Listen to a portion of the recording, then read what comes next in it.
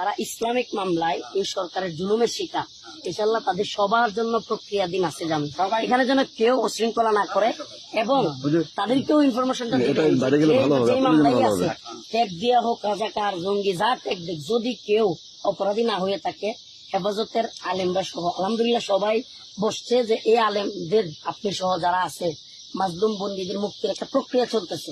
হারুন ইজার ভাই, শাইখ হাদিস মামুনুল হক সাহেব সবাই এটা নিয়ে বসছে। দয়া করে এখানেও যেন কেউ বিশৃঙ্খলা তৈরি করে দেশের পরিস্থিতি ঘোলাটে না করে।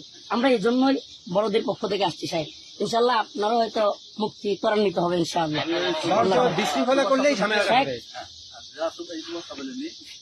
আপনি ইনফরমেশন দিয়েন স্যার, আপনি বললেই কিন্তু হয়ে যাবে যে আপনি সবাই বলে দিবেন যে রফিক আসছিল, যে উপরেও তোমাদের ইয়াগুলো নিয়ে আলোচনা হচ্ছে যে তোমাদের মুক্তি, ইনশাল্লাহ অযথা এখানে বিশৃঙ্খলা করে না কেউ, মুক্তি হবে। আমি ওদেরকে বুঝিয়ে দিচ্ছি ইনশাআল্লাহ। আর খুব ভালো লাগলো সাহেব আপনারা দেখতে পারেন। সালাম আলাইকুম।